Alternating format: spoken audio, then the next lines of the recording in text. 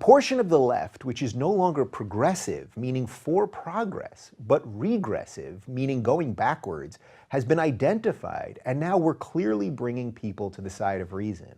All of you who talk about this with friends and family, who use the regressive left hashtag on Twitter, and share these videos are part of this political awakening.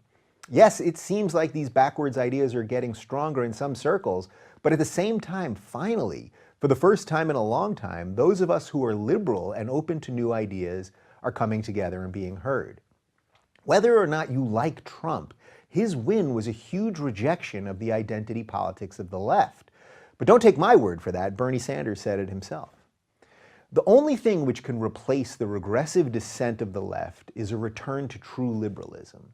A liberalism which defends free speech and expression, a liberalism that is for liberty and rights of the individual, and most importantly, a liberalism that is one for human liberty. I now believe that this regressive ideology is the biggest threat to freedom and Western civilization that exists today. With the rise of Trump and the constant comparisons they make of him to Hitler, the left now has the perfect boogeyman to use to excuse anything. If your opponent is a vile racist, then you can use violence and any means necessary to stop him. The regressive left has already begun using violence as a tactic, and I fear that that's just getting started. If you're only now getting up to speed on what the regressive left is, allow me to recap quickly. The regressive, control, illiberal left, whatever you want to call it, is a group of people who place identity, usually based on immutable characteristics, in a pecking order of social importance such as race, gender, and religion, where victimhood is the highest virtue to be had.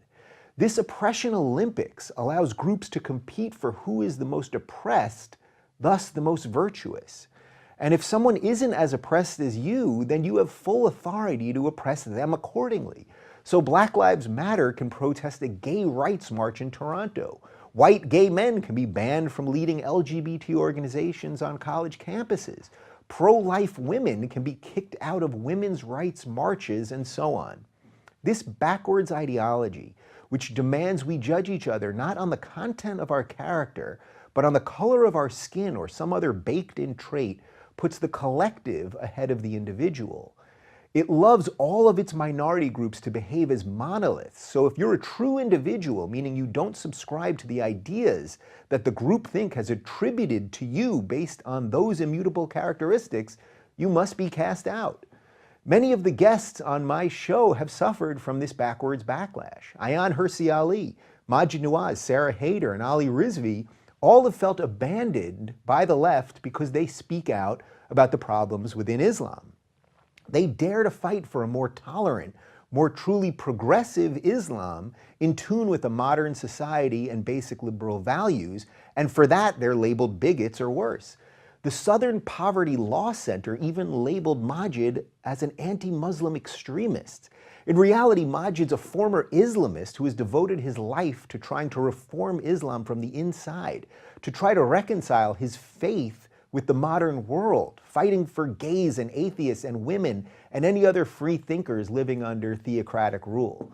For this, he is called a porch monkey and other vile names by supposed progressives, while at the same time he's admired by many on the right for being outspoken. This is the absolute height of absurdity. But it all makes sense when you value groups over individuals. The individual must be sacrificed at the altar of the collective. So when any of these people dare speak out and call for true tolerance, they find their tolerance met with intolerance. The left loves diversity in skin color, just not diversity in thought.